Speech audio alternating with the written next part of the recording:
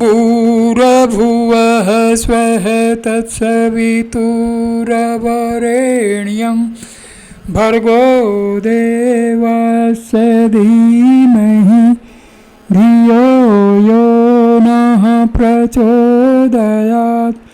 Om Shanti Shanti Shanti.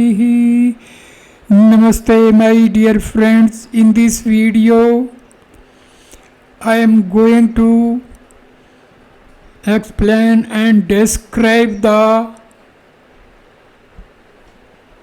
solution of mysteries of Panchmhabhutas and Trigunas as explained and revealed by Bhagawan Sri Satya Sai Baba in his various discourses. Now Baba addresses the students and starts, students, embodiments of divine love. Everything in the cosmos is Brahman. The divine shines in the rays of the sun. It is the divine that reveals to man through his eyes the vastness and glory of the world. The whiteness and coolness of the moon, which confer peace on man, are derived from the divine.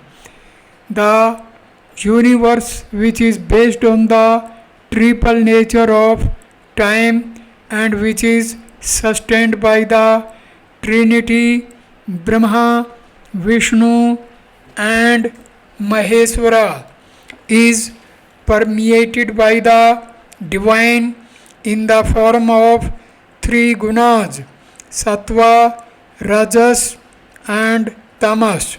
This was the meaning of the Sanskrit shloka with which Bhagawan began his discourse. Nature presents a marvelous picture. No one can fully comprehend it, whether it is blessing or bereavement, joy or sorrow, gain or loss. It comes from Prakriti, nature. Nature presides over the destinies of all creatures. This nature comprises the three gunas. The Trinity represents the three gunas.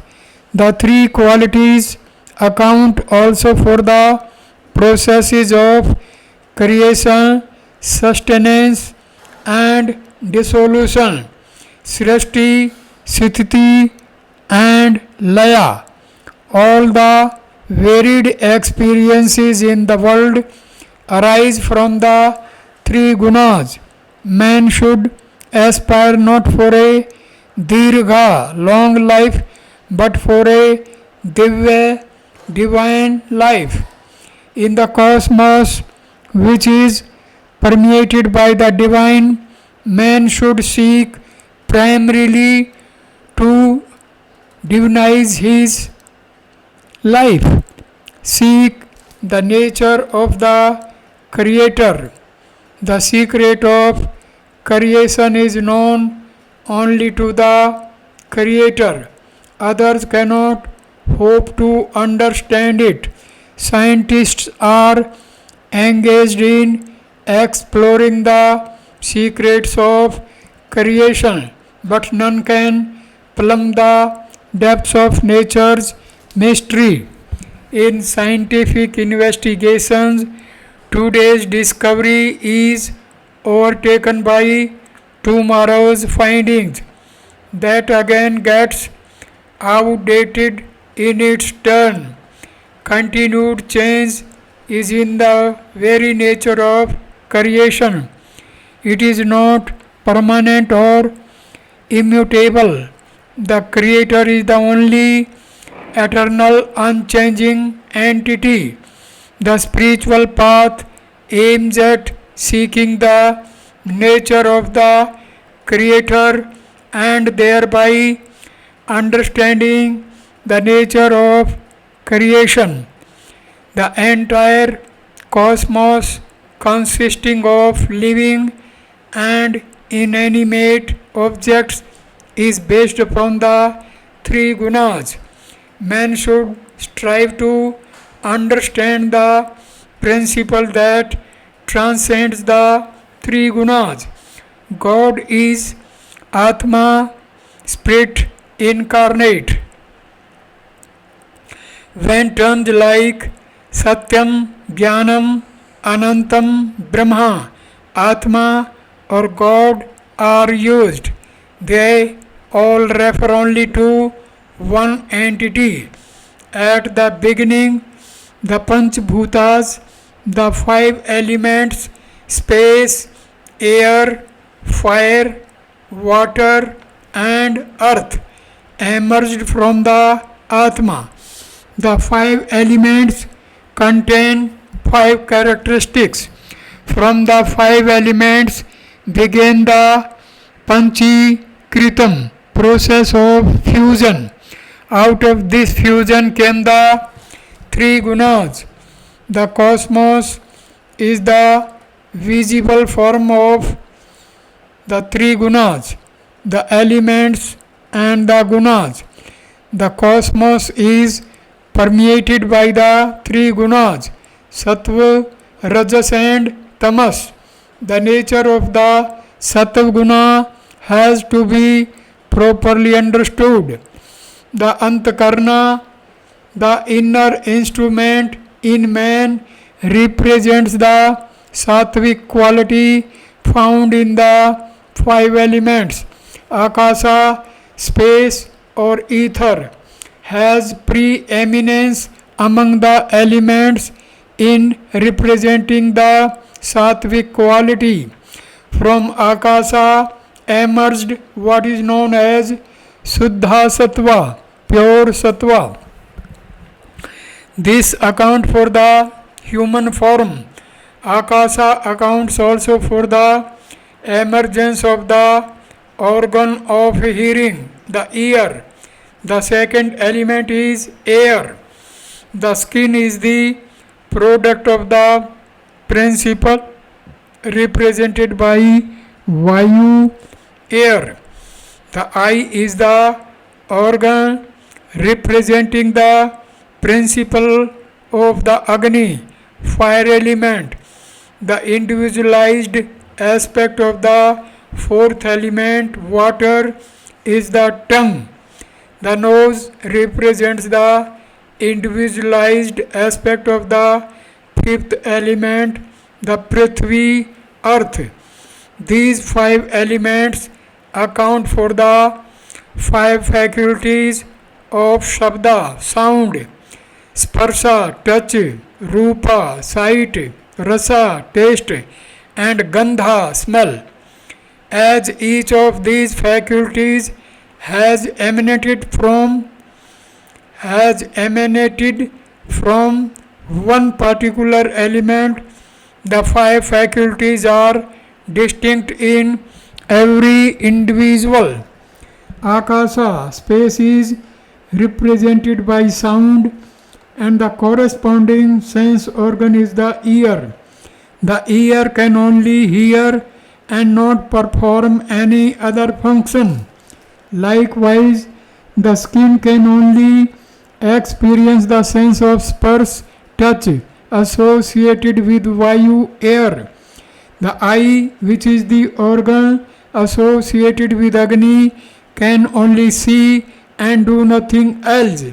The tongue, representing the element water, can only taste. The nose can only smell but cannot taste. Role of Antahkarna. While each of the sense organs is limited functionally to its specific role, the Antahkarna, inner instrument, combines the functions of all the five organs. This alone has the capacity to experience all the perceptions of the five Gyanendriyas, five senses. Are these sense organs functioning externally or internally?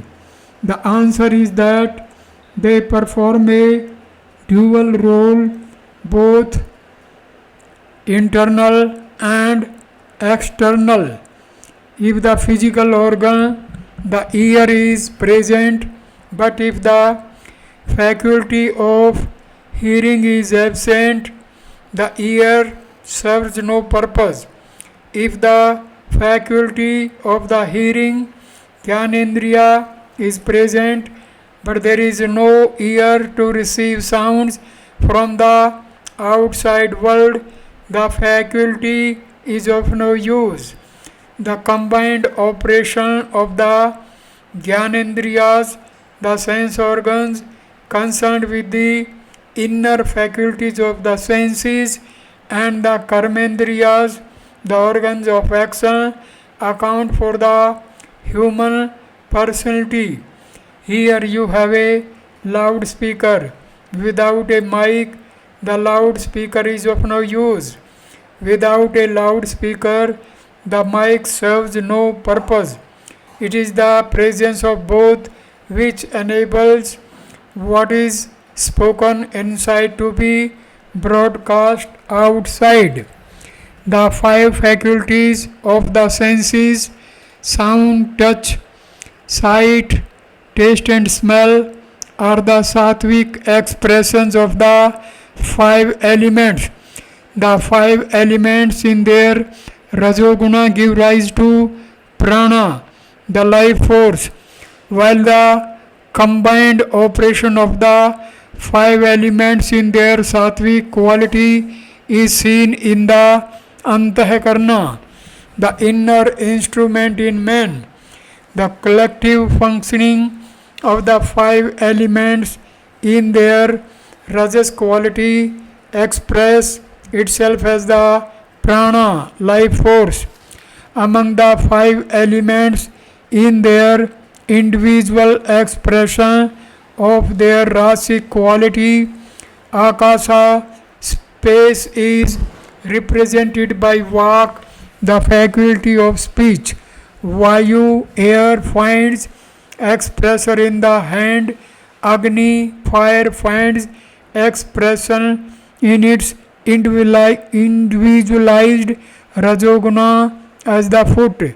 The fourth and fifth element, water and earth, find rasic expression in the excretal organs in the body.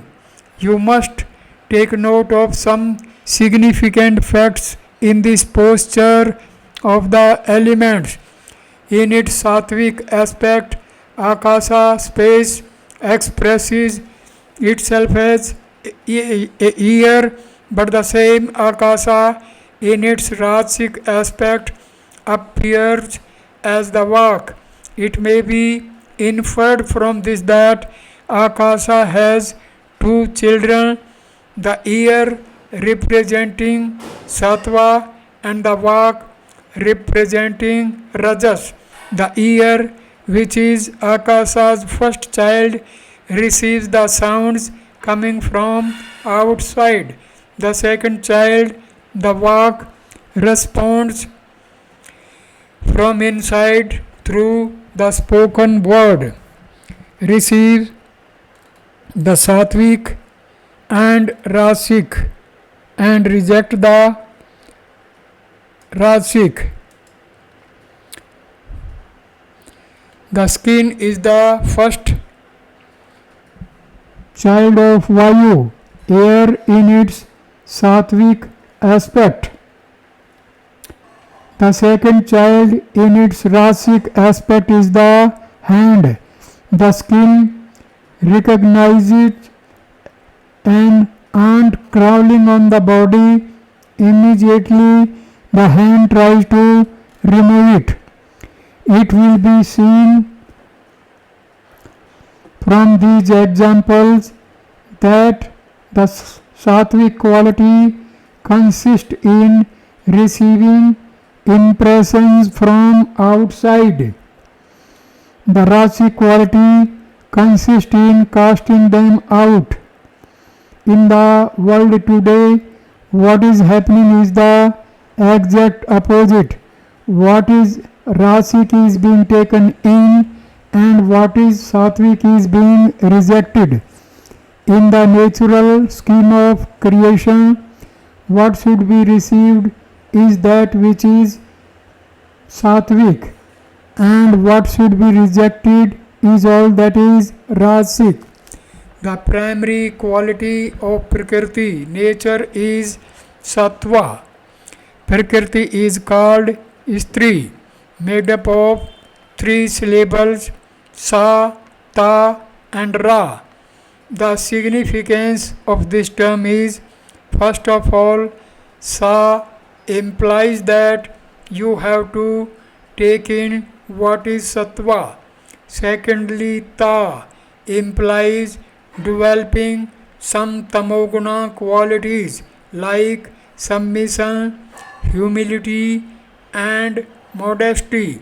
Ra representing the Rajoguna implies that there are occasions in life when some harsh, firm resolutions will have to be taken.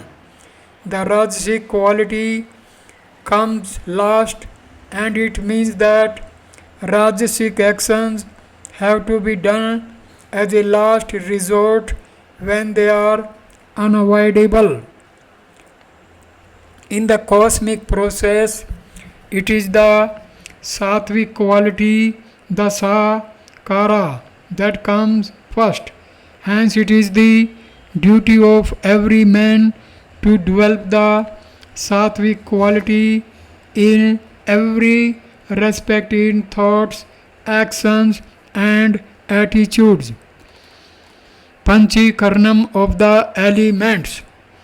The Tamoguna brings about a mixture of the five elements. In this mixture, the five elements are not present in their full strength.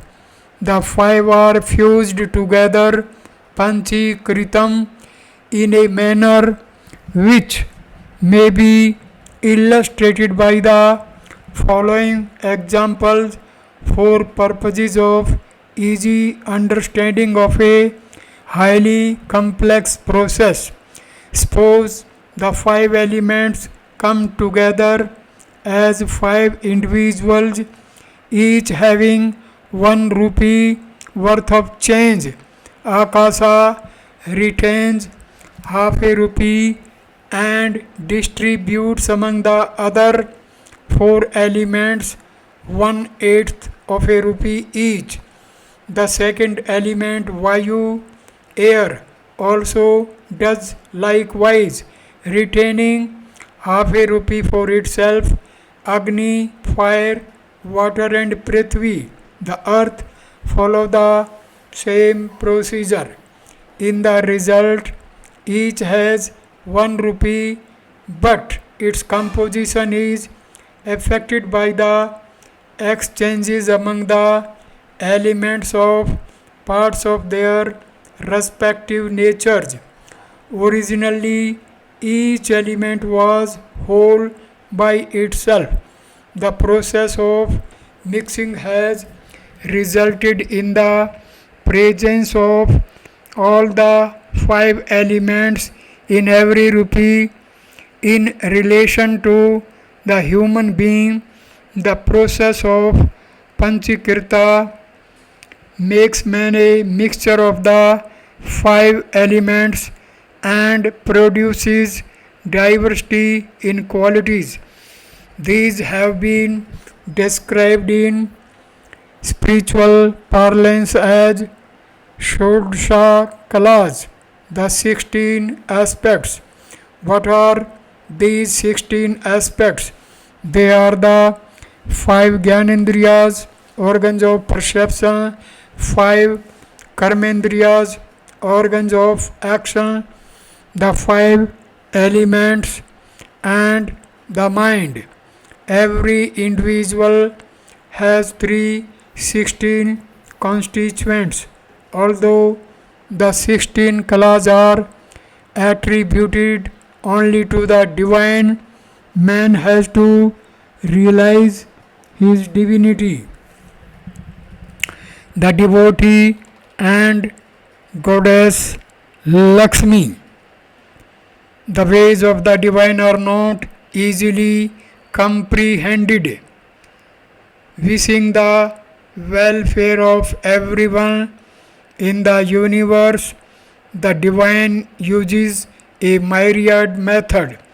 It may be illustrated by the story of a devotee aspiring for riches who performed a severe penance for getting a boon from the goddess of wealth, Lakshmi.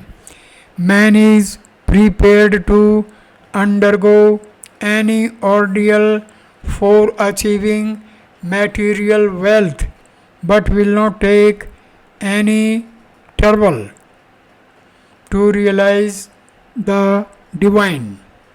Lakshmi appeared before the devotee and asked him what he wanted. He replied that he wanted Lakshmi herself. She agreed and said that adorning herself with all ornaments, she would follow him and asked him to go ahead. She said she would come to his house and hand over all her ornaments to him. She imposed, however, one condition. You must go ahead and never look back. If you look back, I will stay at that stop and will not move further. Filled with joy, the devotee strode ahead towards his home. The goddess's jewels were making all kinds of sounds as she walked behind. Unable to restrain his curiosity to find out what all jewels she was wearing, he turned back to have a look at her. He could not restrain his curiosity till he reached his home.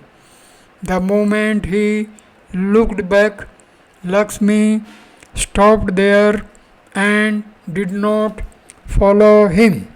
This is what happens when one cannot restrain one's desires. Even though he got the grace of the divine, the devotee could not benefit from it.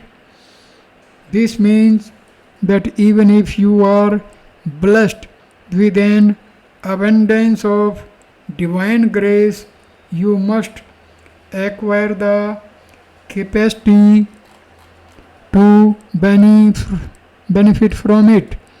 To get this capacity, you have to obey implicitly the injunctions of the divine.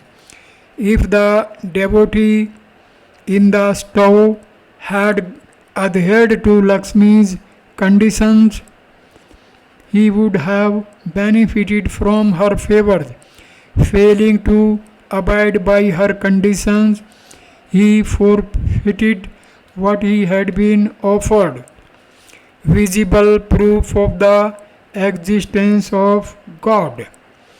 The situation in the world is something similar to this. This world is permeated by the potency of three gunas, Sattva, Rajas and Tamas. Even our vision of the world is influenced by the three gunas. Examine your eye. The outer rim of the eye is red, representing the Rajoguna. After that, you have the white area representing Sattva. At the center is the black circle representing the Tamoguna. So, even our vision is tainted by the three colors red, white, and black. When you pose the question, where is God? The answer is given by nature itself. The revolution of the earth around itself at the speed of 1000 miles an hour accounts for the phenomenon of night and day. The earth's revolution round the sun at a speed of 66,000 miles an hour accounts for the various seasons for rainfall and cultivation of food crops. Thus, the divinely ordained motions of the earth enable living beings to get their food. This is a visible proof of the existence of God.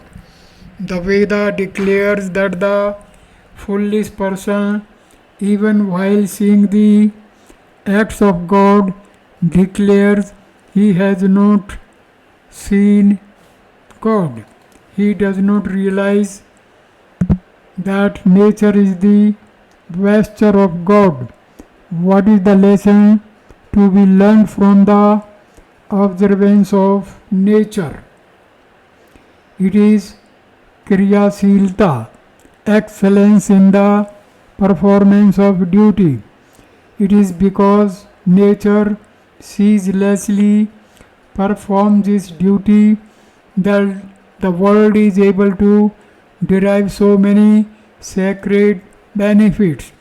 The secret and mystery of creation lies in the due performance of one's duty with earnestness and sincerity. In the pursuit of mirage of sensual happiness, men are going on the wrong path. This can be seen in the lifestyle of people going to work or carrying on business. After what they imagine is day of hard work, they go to clubs where they become slaves of drink and ultimately ruin themselves. Real happiness can be got only by tendering service to the public. Go to the help of the poor and the forlorn. You will derive strength as well as peace from such service. Your conscience also feel satisfied. It is a pity that neither the rich nor the administrators are inclined to do such service. Pure love can achieve anything.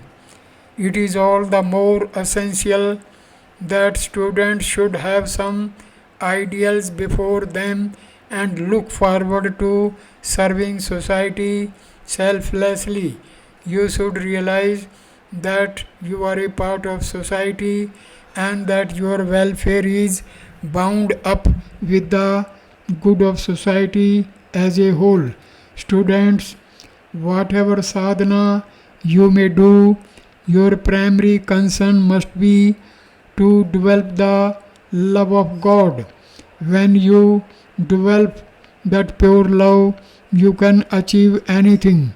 In this context, the advice which Hanuman gave to Vibhishana when the latter lamented that though he had been chanting the name of Rama, he had not had the benefit of a vision of Rama is relevant.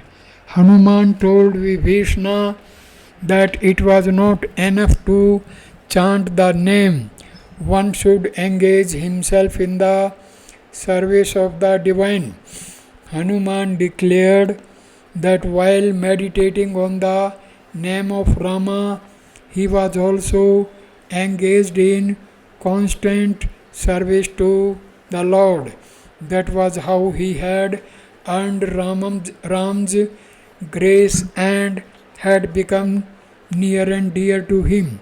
I am ignorant of the scriptures, but I have dedicated my life to the service of Ram, declared Hanuman. If man is valued at his true worth and treated as a divine spark enclosed in the body, then he will rise to new heights of achievement and produce all the necessities of life in profusion. He will not grab or cheat. He will be a good worker, a pure person, and a sincere sadhaka. He will cultivate the inner vision and realize that he is not the body or senses or mind or even intellect. He will be full of prema and self confidence. At this point, I complete this video. Thank you for watching this video. Namaskar, my dear friends. Thank you.